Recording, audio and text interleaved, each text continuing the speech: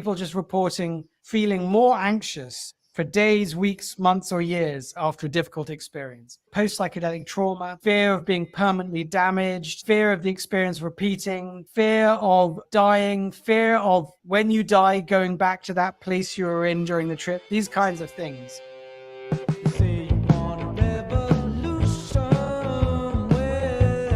Welcome to Mind, Body, Health, and Politics. I'm your host, Dr. Richard Lewis Miller.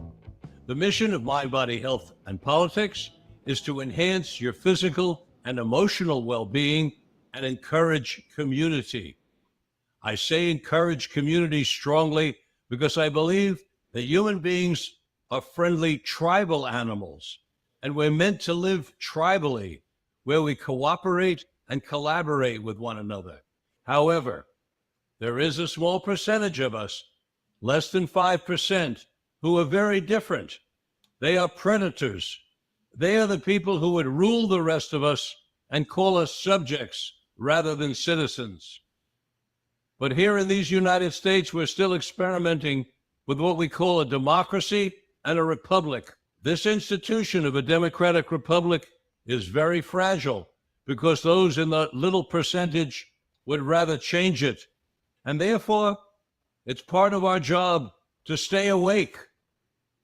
In the words of one of my great heroes, Thomas Jefferson, eternal vigilance is the price of liberty.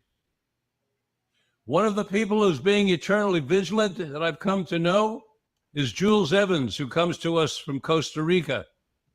Jules is vigilant about quite a few things, some of the things we're going to be talking about on today's broadcast, including psychedelic medicine adverse effects. Why is he interested in this as a person who's vigilant?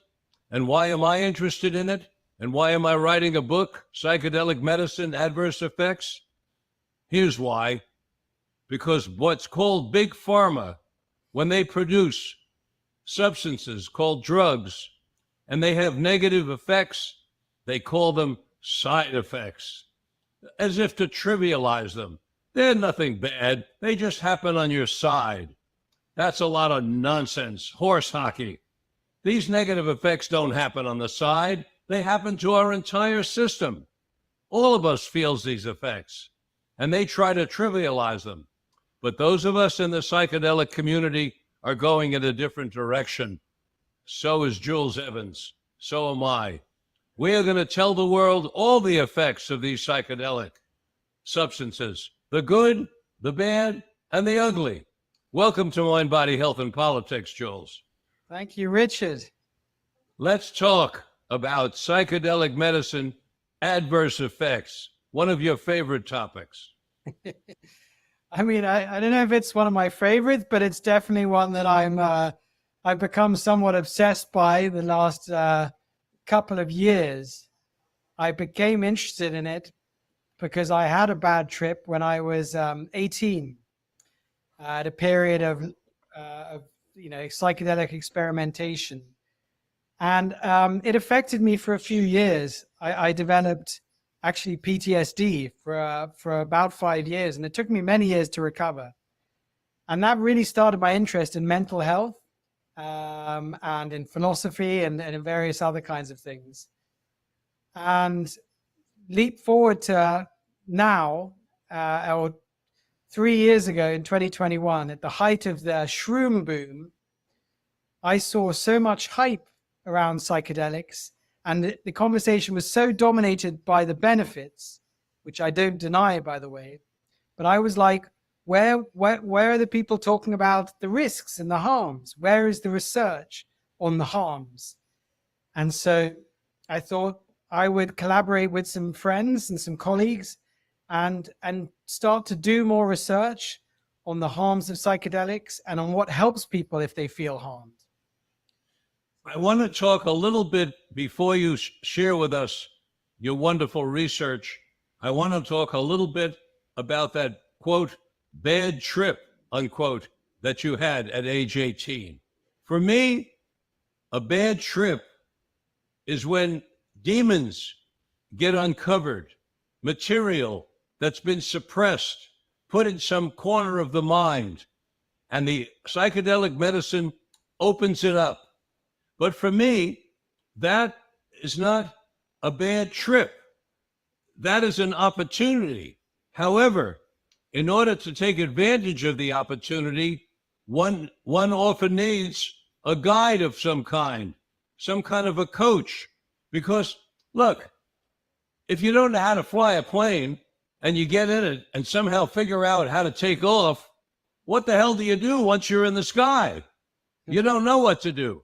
But if you got your teacher next to you, you know what to do because he tells you and he takes over. So in your circumstance at 18, did you have a guide? Were you alone dealing with all this stuff that came out of your consciousness? I wasn't alone, but I was with other people my age who I didn't even know very well. I think you're right. I took LSD. It was at a nightclub. Oh, And then, I mean, I had some good trips in nightclubs, raving. But at this stage of my life, I was strung out. I was doing too many drugs. I then was with people I didn't know very well. So none of them that I could trust and say I'm having a bad time. And it basically exposed, I would say, weakness in my, the vulnerabilities in my identity. And I think with a guide, absolutely, it could have been a good trip. It could have been a healing experience. yes. But instead, it just triggered my profound. My ego felt incredibly threatened. The defenses shut down, and it was traumatizing. And I didn't speak to anyone about it at the time, or for years afterwards. Oh, painful. And you saw me wince when you said you took LSD at a nightclub. I've taken LSD well over 100 times, maybe more. Who knows how many 100 times?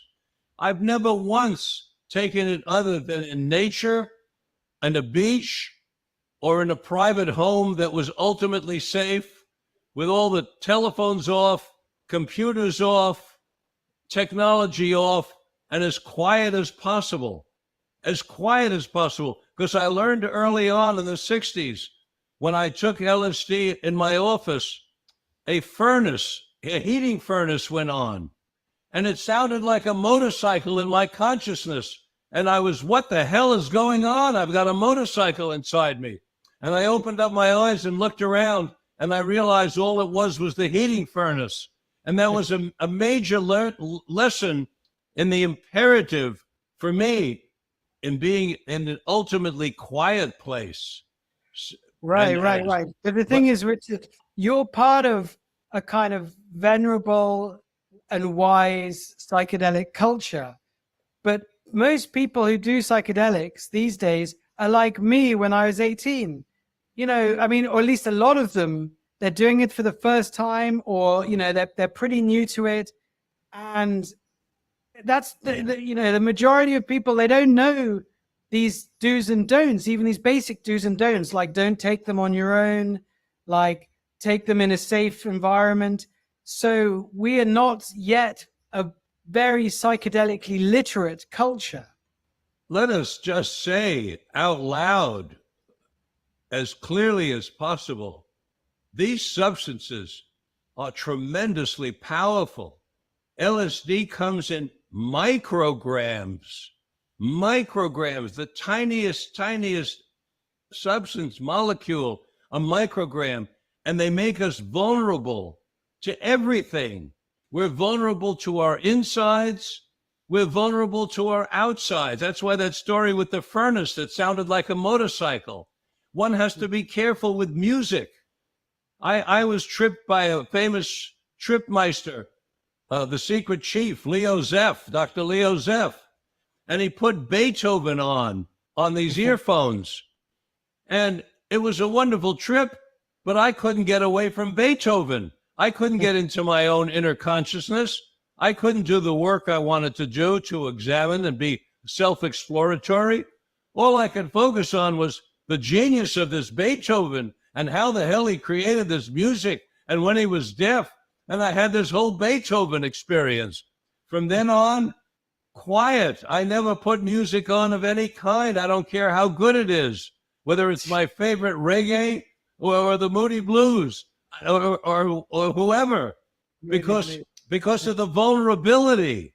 That music comes into us when we're hyper vulnerable, and it affects our consciousness. And what I'm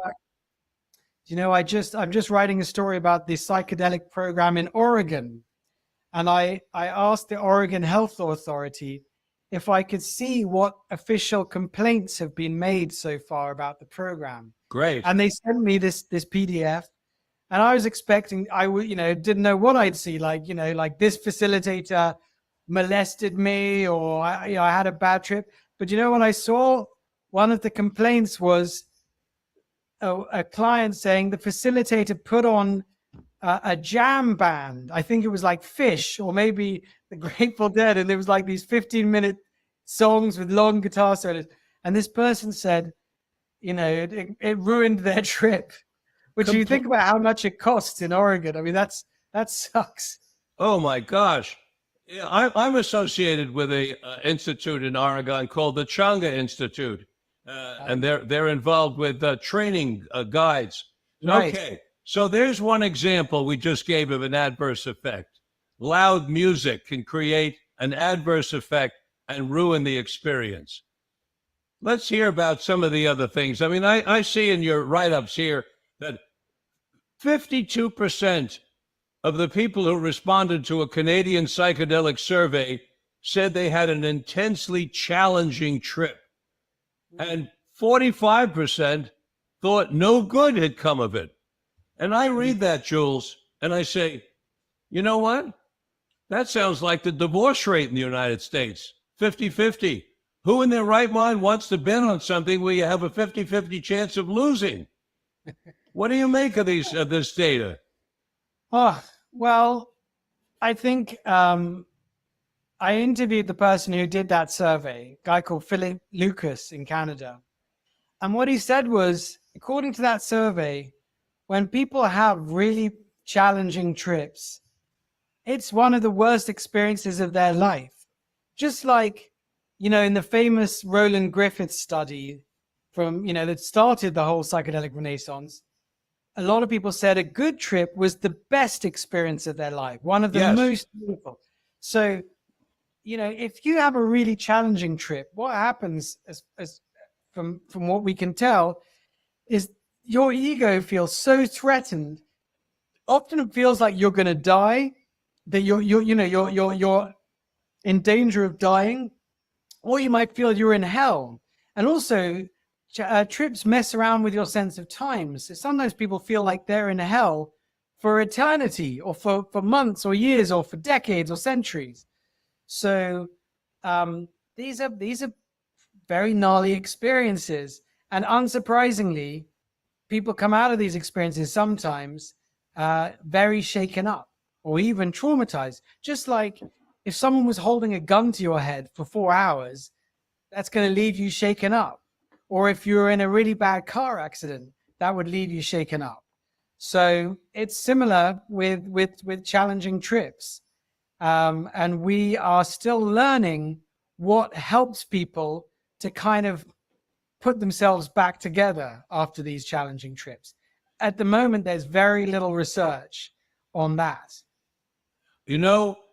Once we're in the position of having to put people back together, we've already made a mistake. They shouldn't be allowed to not be together unless the not together is what Dombrowski called a positive disintegration. That is another whole area. But if it's not a positive disintegration, it means that the guide did not do their job and they let the person get traumatized. You gave the example of feeling like dying. Yes, when you take a heroic dose of LSD or psilocybin, you can encounter death.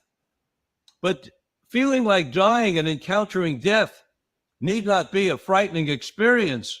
It can be a learning experience of accepting something that's part of the developmental process, being born, living, and dying. But if we don't have a guide to help us with that, then we have to deal, while under the influence of a psychedelic, with our anxiety and our fear about dying. That is not something one should take on alone. That's like flying that airplane without having a coach sitting next to you. Well, I think it's very easy now to get psychedelics on the internet, just sent to your house. But a lot of people don't necessarily know how to find a guide. And, I mean, the legal places in Oregon cost a lot of money. So a lot of people just take it at home on their own. And sometimes they have some good trips and they think, okay, I'm doing fine. I'm going to try a bit more. And they take a higher dose. And then they have an experience where they feel completely overwhelmed. But a lot of them still carry on taking psychedelics and they still have good experiences. So, it's like people kind of really wiping out surfing, and sometimes you come away bruised and injured and you're out of action, but most people come back to surfing.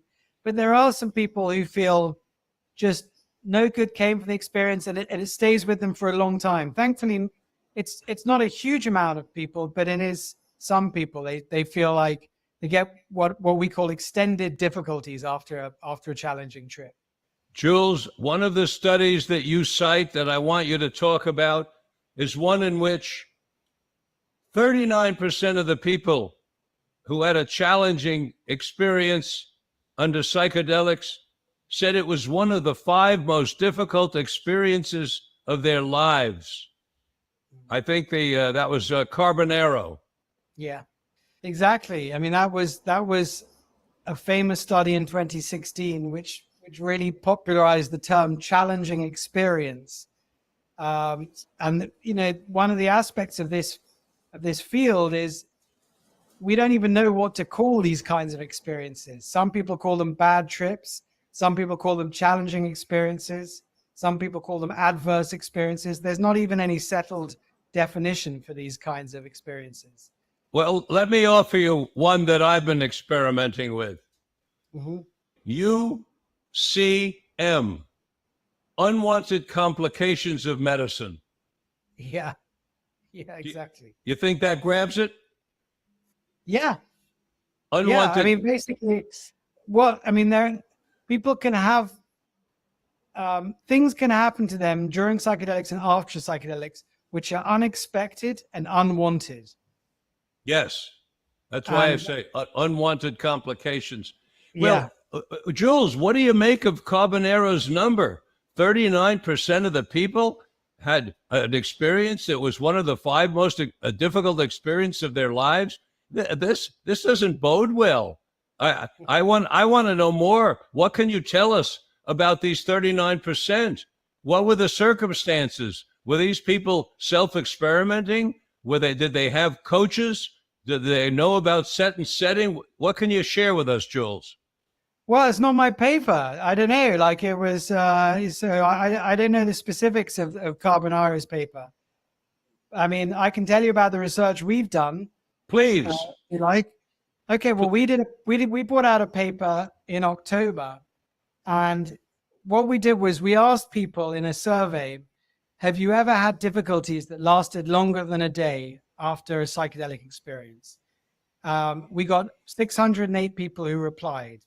So all of our data set said, yes, they've had difficulties lasting longer than a day. And we asked them, first of all, how long do these difficulties last?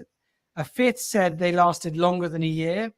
And 2/5 said it lasted longer than a year. And a fifth said it lasted longer than 3 years. So for some people, these were very extended, several years difficulties, some decades.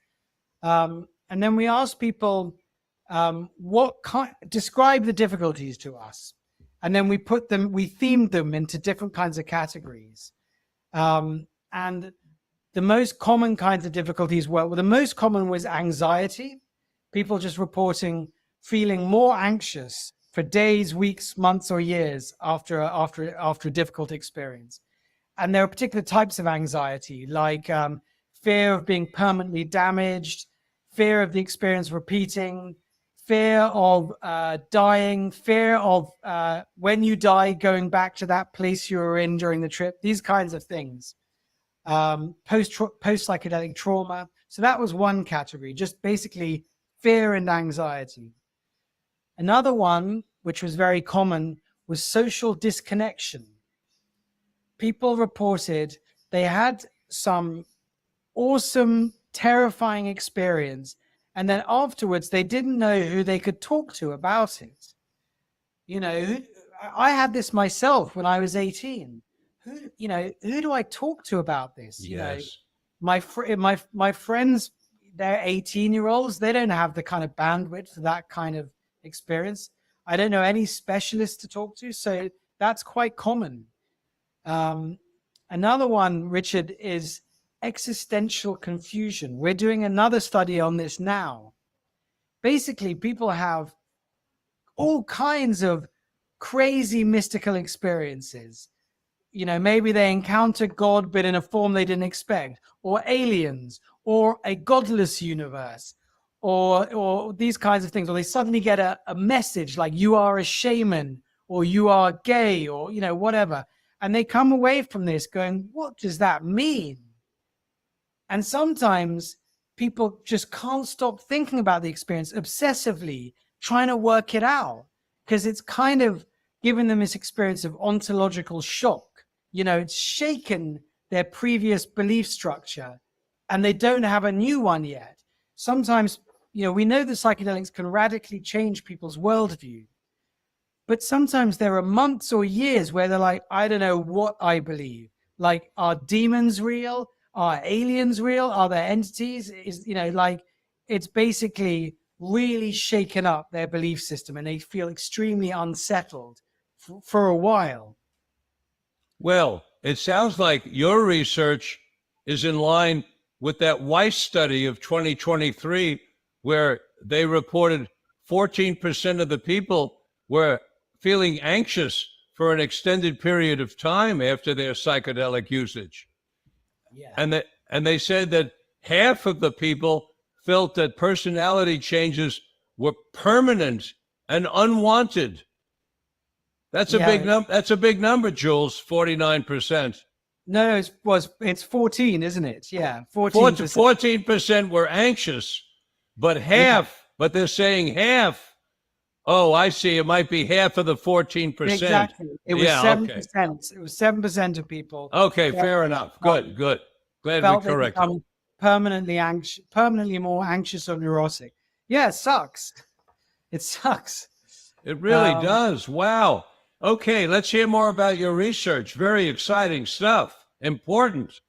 Well, let me just give you two more of these kind of types of extended difficulty. I mean, first of all, let me say the sheer variety that we ended up with 60 different types of extended difficulty. So things like feeling possessed. You know, I mean, a small minority of people, they feel like they picked up some kind of bad energy or bad entity, and that it requires, you know, some kind of exorcism or catharsis or another ceremony to get rid of it. I'm just giving, these aren't common. I just want to give you a sense, Richard, of the sheer variety. Yes. Another one that comes up, and you might have come across this in your work, is people who suddenly have a vision during a psychedelic experience of having been abused as children, and they never had any memory of this before. And then they think, well, is that real, or am I imagining it? And you can imagine that's very disturbing for them and sometimes for their families as well. I have run into that exact phenomenon, Jules, and it caused a great deal of difficulty for the person, and the effects, the very challenging, life disruptive changes lasted 2 years. Yeah. So that happens a bit like happened with the whole hypnotherapy movement in the 80s. And suddenly people recovered these memories of childhood abuse, and they're like, is that real or not? Something similar maybe on a smaller scale is happening in psychedelia at the moment. So yeah, it's a fascinating question that you raise. Namely, is this memory of abuse a memory of something that happened, or is this somehow a fantasy or a dream, or that came out of a movie and got implanted in my consciousness? And somehow, I mean, sometimes the only way to know is to seek outside corroboration. So in the case that I just shared with you about the woman who had all of a sudden sudden recognition of early childhood sexual abuse, her husband went and interviewed the possible abuser, and it appeared as though it really happened. But without the outside confirmation, a person's really stuck, aren't they? Yeah, they've got to accept the not knowing and, live with that. Yeah. So, I mean, and by the way, I'll get on to what people say help them with these. I don't want to freak out your audience or depress them. Like the whole point about learning about these kinds of difficulties is, first of all, see if we can avoid them. And secondly, if they occur, how do we work with them? Thank you. I think that's important. Personally, yeah. Jules, psychedelic substances have changed my life for the better. Pure and simple. My life dramatically changed for the better. My consciousness improved. My way of treating other human beings improved. My understanding of the world improved. My sense of connection to you and every other being on the planet dramatically improved. My experiences, fortunately, have been extremely positive, but that doesn't mean I didn't deal with demons and challenges. It's just that I was able to make those, with help, into positive experiences that left me feeling confident that I was able to conquer the demons. And I would say the biggest one that I conquered early on, and it stood with me my entire life until now at 85, is any fear that I had of death. Mm-hmm. My psychedelic experiences have pretty much completely eliminated the fear of death. I accept it as simply part of the developmental process. And I'm not even sure that death is death as a result of my psychedelic experiences. What we call death might be nothing more or less than a transition into another state of being. We don't know. Could be. I hope so. I used to believe that when we died, it was like going to sleep without dreaming. It was just lights out. Since my psychedelic experience, I'm open to the possibility that our energetic system continues in some form, even though the material body of molecules clumped together to make this thing called a body no longer exists. Yeah, well, the thing that really helped me to recover from PTSD in my 20s, I had an accidental near-death experience where I was skiing and I fell off a mountain and I had a kind of white light type experience. And it helped me to recover because I got this kind of message in the white light in this 2 minutes that what was causing my suffering was my own way of thinking, my own beliefs. Because what I was really afraid of, and what a lot of people are afraid of when they have bad trips, is I've broken myself. I've broken my brain. I've messed up my neurochemistry. And I really thought that. And I got this message in this experience, God knows from what. I have no understanding of that experience. Don't pretend to understand it. But I had this insight, let's say. It's your beliefs. It's your beliefs that you're damaged that's causing your suffering. You can let go of those beliefs. You're fine. You're, you have a soul. Your soul can't be damaged. And I am less afraid of death. I'm still afraid of death, I would say, Richard, but it gave me a hope that there's something beyond death.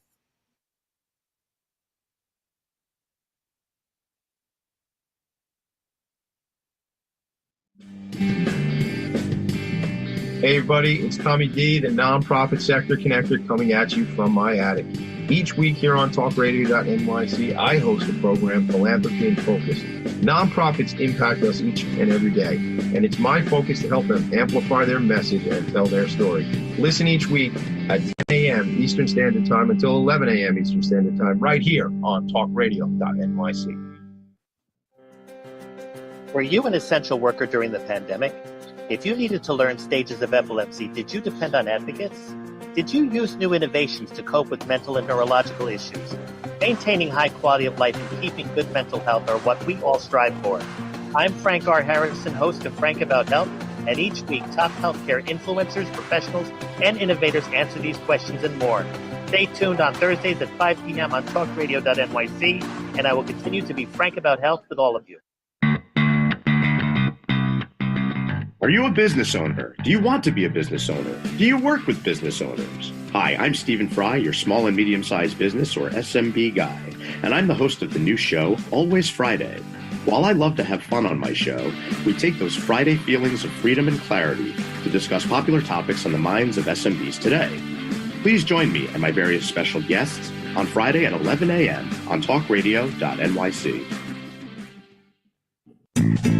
You're listening to Talk Radio NYC at www.talkradio.nyc. Now broadcasting 24 hours a day.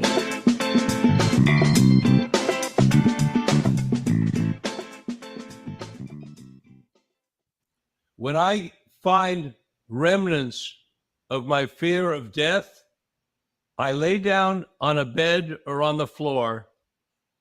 I close my eyes. I breathe through my abdomen, and I let myself die.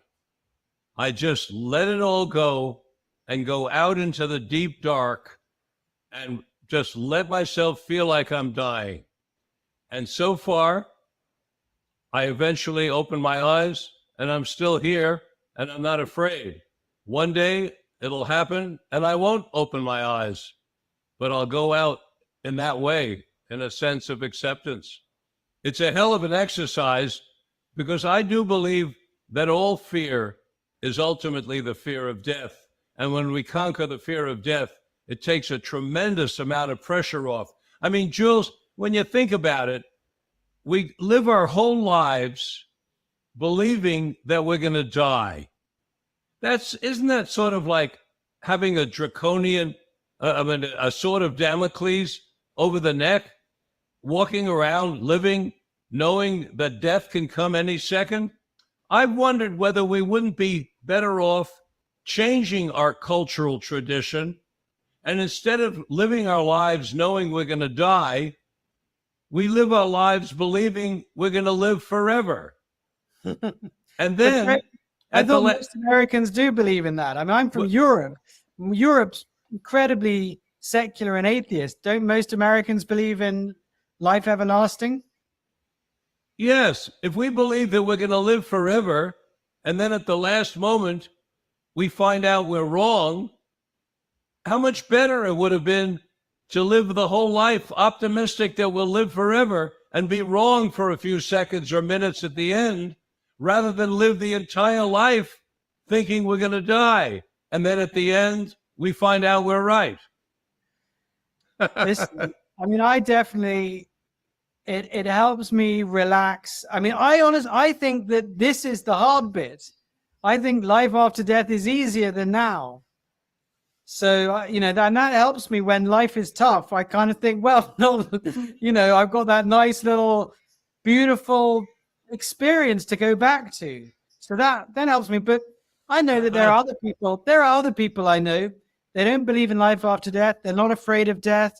So people have different kinds of mindsets, don't they, Richard?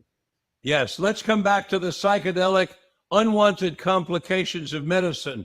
I'm looking here at about another one of the studies that you cite.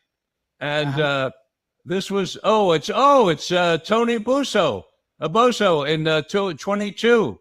He said 12% of the people who taken ayahuasca felt functional impairment lasting longer than a day, for which they sought psychological assistance. Yeah, that's Jose Busso. Oh, not Tony Bosses. Oh, I know him. He's from Jose from Spain. Yeah, exactly. From ICES. Yeah, I've met him. So, in other words, 12%, if somebody gives me a medicine for my heart, I got a 12% chance of it doing something not good. I'm somewhat reticent. I would rather Well, have a medicine that only has a 1 or 2 or 3% chance. yeah, I don't know. Like, listen, you go to 10 therapists, you probably got a 1 in 10 chance that one of them is going to be really bad.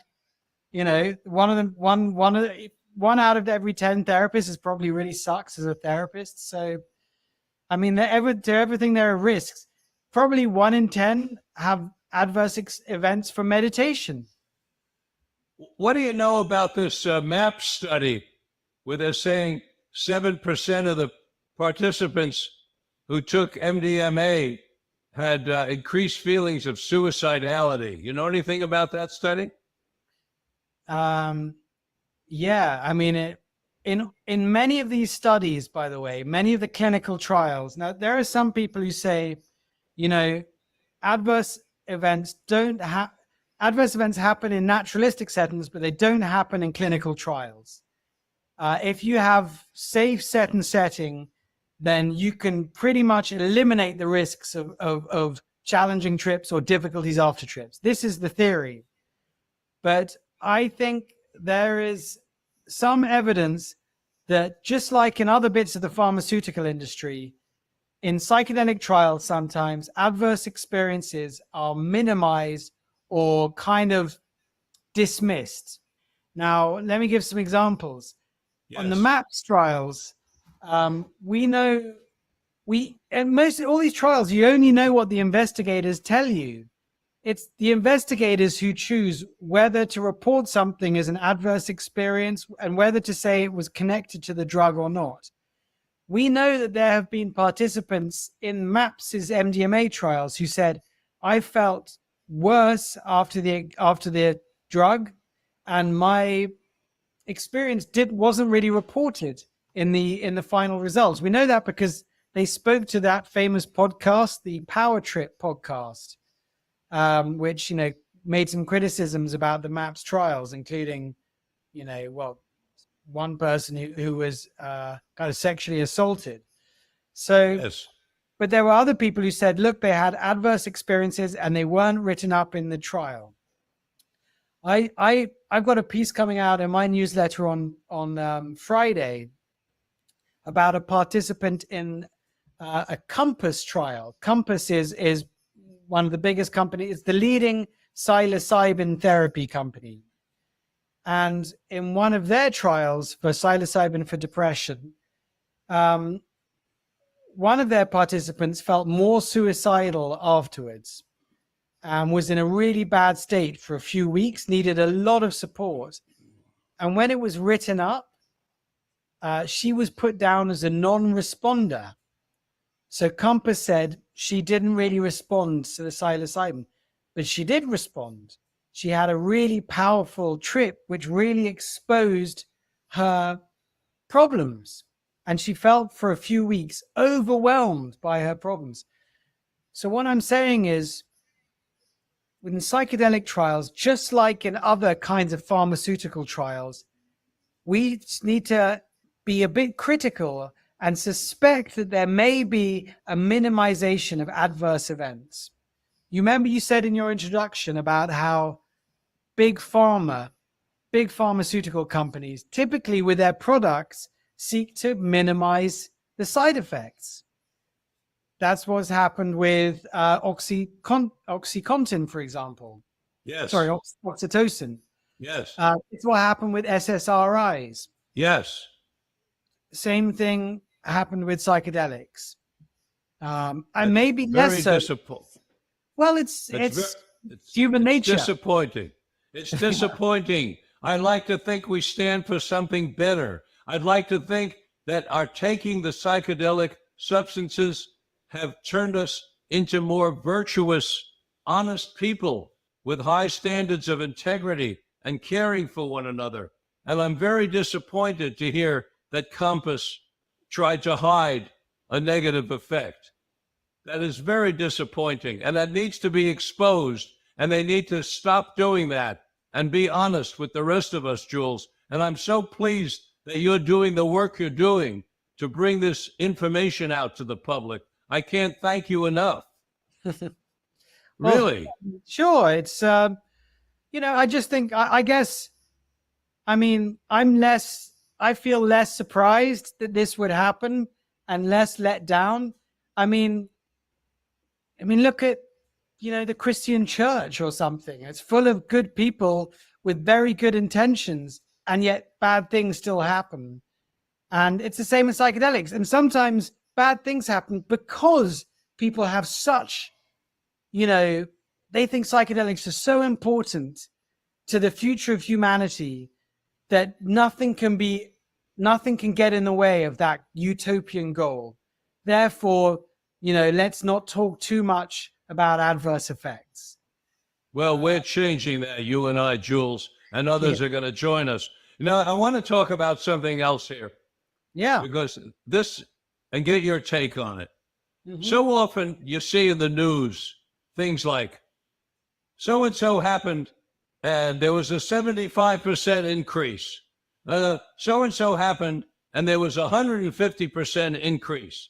So I'm reading here, emergency department admissions connected to psychedelics went up 69% between 2016 and 2021. But what the public is not being told, and we don't know unless we contact Tate, who did this research in 2023, we don't know what that 69%, which sounds like a huge number, means, because if the emergency room admissions to begin with were 10 and they went up 100%, so you got 20, big deal. And it depends on what the absolute numbers are. I read sometimes, the effect went up 400%. But when you dig in, it turns out there were 2 and it went up to 8. Well, who cares? But that's so I don't know what this 69% emergency admission stands for, and whether that is a reverse of what we're talking about. Instead of putting forth the adverse effects, this might make it look worse than it is. Yeah. I mean, I believe it was pretty low levels. So I think I personally would be more concerned about psychotic episodes from cannabis, because people smoke a lot more cannabis than they do psychedelics. So that's for sure. And it's very strong, some of it. So I think that's more of a concern. Yes, so, but Jules, we don't, during the cocaine epidemics, which we have in America about every 20, 30 years, that's how long it takes people to forget. Immediately, the emergency rooms are involved. When we get heroin epidemics or Oxycontin, the emergency rooms know. We don't have an epidemic of people coming to emergency rooms on marijuana. It's very rare. And by the way, I say that agreeing with you that over smoking strong stuff can lead to some pretty far out distortions of cognitive functioning and emotional state. There's no question about it. Right? But you don't see it happening in the emergency rooms. That tells us something very important. That's sort of related in a way to what Dr. Dave Nichols, the foremost LSD researcher on the planet, related to me on this program. There's never been a death. There's never been a death from LSD. There's never been a clear-cut, this stuff, this medicine, this LSD killed this person. And people have taken doses that would send you out to Mars and back. Yeah. I mean, I know of a case where a person took 5,000 micrograms. Yeah. But I mean, people have jumped out of windows and things. I mean, that's not propaganda. That's true.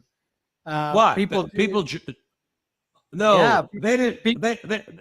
There was no authentication of that case of the person jumping out of the window because of LSD. That was a big con You job. mean in the 60s? In the 60s? What? No, but it happens still. It was a con job by this television guy named Arn Linkletter. Yeah, I know. But it does happen. Nick, not Nick Cage. Who am I thinking of? Nick Cozy? famous, oh, famous Australian singer. But his son jumped off a cliff when he was on psychedelics. There is a group of kind of mothers whose children died in psychedelic related accidents. One of them jumped off. Ram Dass jumped off a roof thinking he could fly. He didn't die, but he broke both his legs. So this does happen. It doesn't happen often, but it does happen. Yeah. Anyway, so So- people can die in psychedelic related accidents. But I wanted What to. could you tell? Yes. Well, I mean, don't trip on your own. Trip with someone. You know, the stuff that you know, like trip with someone who's not tripping. That just so they can keep you safe, just in case your sense of the physical laws of reality become suspended. You have to have somebody around at minimum who is 100% sober. You must. That person will take care if there's a hole in the roof. That person will take care if there's some physical emergency and the phone rings. That person will take care of the outside world so you can do your inner work, because the inner work is what these substances are about. That's right. It's the inner work. You know, do you remember? Did you see the story recently about the pilot, off-duty pilot, who took mushrooms and then 2 days later he got very derealized, which is one of the more common extended difficulties in our study. People experience derealization. Yes. They get confused. What am I in a dream? Am I in a movie? Am I dead? This kind of thing. I've experienced that. I've experienced that too. Now, in his case, unfortunately, he experienced it while he was in the cockpit of a plane. Oh, God. And he tried to crash the plane because he thought, how am I going to wake up? I know I'll crash this plane because it's not a real plane, and then I'll reset. I'll wake up. Right. Well, he got arrested, and he got charged with 84 counts of attempted murder. And we actually shared our research with his defense team, and they used it in the court case, and they managed to get the attempted murder charges dropped because they showed, look, this happens to people. People experience derealization. I think that pilot was in some ways lucky, because if if you actually harm someone on psychedelics, you can't say, I had no idea that this could happen. That's not going to work in court. That's right. That's right. It doesn't work with alcohol either. It doesn't work with alcohol, exactly. But I wanted to say, this happened to me once after an ayahuasca trip. I got intense derealization, and I was on a plane, and I thought, this isn't real. I'm in a dream. And the only thing that happened to me was I thought, well, because this is a dream, I'm going to upgrade to first class, because, this isn't a real credit card. This isn't real money. So I did. And luckily, that was the worst thing that happened to me, was that a month later, I got a bill for $800 because I'd upgraded. But it could have gone worse, right? Like I could have. Jules, my son, please stop taking these things in planes and in raves and in nightclubs, and stay on a beautiful beach in Costa Rica or in the beautiful environment that you're in. My word, you're putting yourself in, oh my word, on an airplane. Whoa. Well, this was 2 days afterwards. I had no idea that it, like this pilot, I had no idea. Oh my these gosh. things could affect you 2 days afterwards. Let's talk about an unwanted complication of medicine, of psychedelic medicine, sexual abuse by the guides. What can you tell us? I'm really glad you mentioned that. And at the beginning, you talked about predators.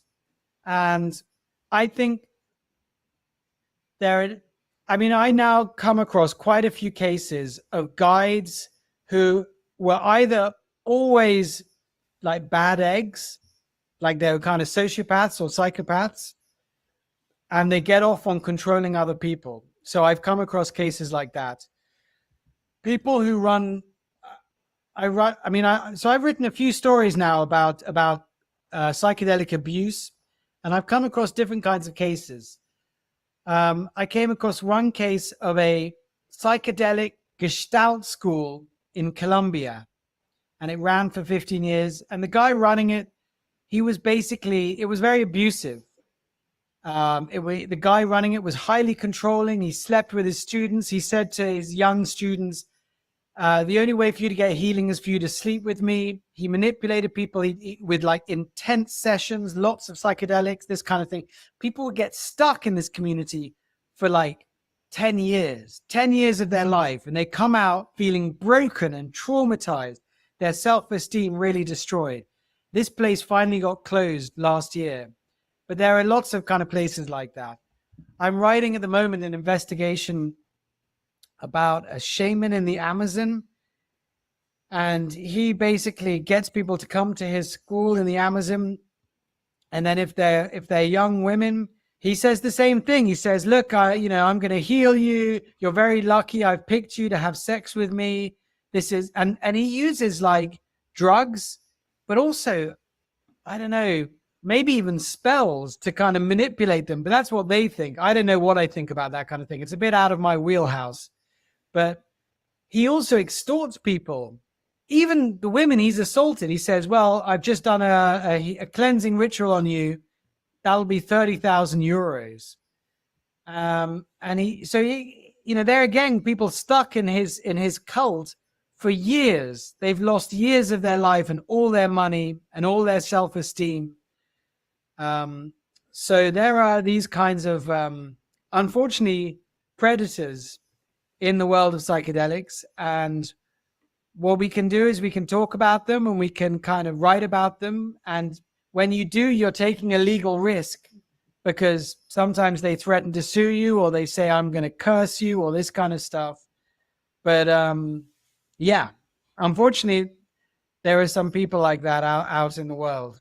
And they tend to, I mean, you've been in the world of wellness and spirituality for decades. I imagine you've had, some of these people have crossed your paths. Of course.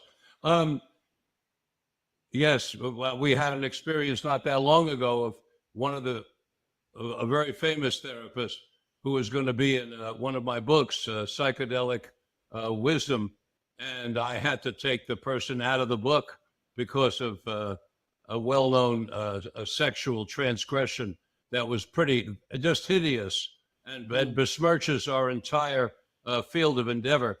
We're running out of time. I have two more topics that I want to cover with you, Jules.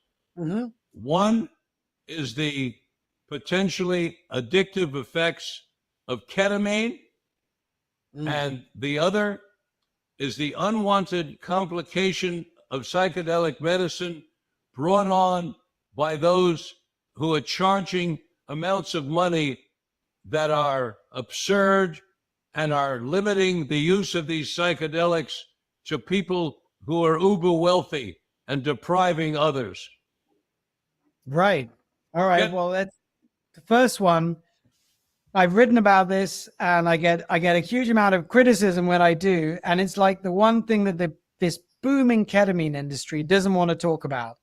Like in the last 4 years or so, the number of ketamine clinics in the United States has grown from something like 60 in 2019 to over 600 now. And those are just ketamine clinics. There are also places that'll deliver ketamine straight to your door. And it's become like this great white hope of venture capital in mental health. Like ketamine's going to solve the mental health crisis. Ketamine's going to solve the addiction crisis. And in the UK and in China, where there's been a lot of research on ketamine for the last several decades, we're looking at this slightly thinking, where's this going to go? Because we know that ketamine can be dependency forming. Ketamine is a dissociative, and people can become dependent on it. And, in the rave scene in the UK in the 90s and the noughties, it was well known that ketamine can be addictive, and it can lead to really painful withdrawal, for which people then end up doing more ketamine. So as long as people know that when they get ketamine, because I think ketamine therapy can help people, it can give short-term benefits to people who have like chronic depression or PTSD. It doesn't cure them, but it gives them a bit of relief. But people should know that it can be addictive as well. That's all, really. That's, and I think the industry is in denial about it, much as the opioid industry was in denial about opioids being addictive. I agree with you 100%. I've seen overuse, what seems like addictive use of ketamine.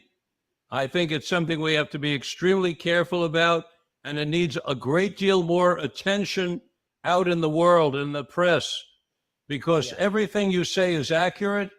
They're delivering ketamine to people's doors. They're able to buy it through the mail. Doctors are prescribing it, and we're in for a lot of problems. We've got to wake up on that. Now, okay, let's talk about the last topic. This gouging of the public with absurd fees for psychedelic journeys. Right. I mean, that we're in this golden window for opportunists and grifters where people are charging thousands and thousands of dollars for one mushroom experience, for 3 mushroom experience. I just came across a church in Denver which charges $5,500 for 3 mushroom ceremonies. There's a program, this is a semi-legal program in Oregon, which charges $100,000 for a month of psilocybin therapy for people recovering from addiction. So there are astronomical fees out there. And then there's things like, Johnson & Johnson, their ketamine nasal spray. Again, it costs thousands. And for people, it only works short term. So people have to keep on doing it, which of course is great news for Johnson & Johnson. Right. But very bad news for the patients because it's going to cost so much. So indeed, this is, the prices are crazy at the moment. The good news is that mushrooms grow out of the ground and anyone can grow them. So I think I just not sure that psychedelics are a long-term good investment bet, because I think people are going to pay a lot the first few times they try them. But as they become more familiar with them, I don't think they're going to pay thousands of dollars for something that grows out of the ground that you can grow for $5 or so. So I think we may see much cheaper models of psychedelic therapy emerging. Let me give you one example, just finally. There is an organization called Cluster Busters. I don't know if you've come across them, but they're for people who suffer from cluster headaches. And this group, they've tried everything else to deal with these horrible headaches that make people feel suicidal. And what they found is that, like medium doses of psychedelics, of psilocybin, helps reduce the pain from these cluster headaches. And they formed a community group, a bit like a Dallas Buyers Club, that helps them to develop a protocol and to share knowledge and to share community support. And this works very effectively for this group of people with this particular kind of medical condition, which is a very chronic, serious condition. And they don't pay astronomical amounts. They hardly pay a thing. They grow the mushrooms themselves, but they do it in a way that is relatively safe because it is a community model. So, what we're trying to work out is how to balance safety and accessibility. Yes. People prepared to pay thousands because it's safe to go to it's a bit safer to go to a guided ceremony, a legal guided ceremony. But I think, so at the moment, it costs a lot and it's not very accessible. But I think over the years, you're going to get it to become much more accessible, but still with good standards of safety. So I'm hopeful that the price is going to come down a lot in the next few years. What is the name of your organization in Costa Rica, Jules Evans? Well, I mean, I'm in Costa Rica, but we're an international organization. It's called the Challenging Psychedelic Experiences Project. That's the research organization. And we get... How do people reach and find out more about this challenging psychedelic association? Well, it's just the website is challengingpsychedelics.com. Thank you. That's helpful. And our newsletter is ecstaticintegration.org. How do people sign up for your newsletter? They just go to that website and they sign up. Excellent. Jules Evans, thank you so much for being with us today on Mind, Body, Health, and Politics. You're talking about the unwanted complications of psychedelic medicines has been very helpful, I'm sure, to all of us who will hear this interview. Thank you, Rich, and I look forward to your book. Yeah, my latest book, by the way, that came out a few weeks ago, is called Freeing Sexuality. It's on a whole different topic. But the one that's coming, the next psychedelic book coming out this year is Psychedelic Medicine at the End of Life. And then, of course, then comes the one you're referring to, Psychedelic Medicine Adverse Effects. So, fantastic. Well, I want to be as productive as you are in my 80s. Well, you're doing a good job. Part of the job is to stay trim and not put a lot of insulation on the body to compromise the immune system. Thanks again, and thank you all, gentle listeners, to being with us today on this broadcast of Mind, Body, Health, and Politics. I remind you that we come out with a new broadcast every Tuesday morning at 9 o'clock if you want to listen to it live. Otherwise, of course, on the archive. Be sure and follow us on the various social media platforms. I'm creating a tribal gathering where we can talk to each other and engage in meaningful dialogue. Until next time, this is Dr. Richard Lewis Miller reminding you that good health is worth fighting for, and it's essential for life, liberty, and the pursuit of happiness.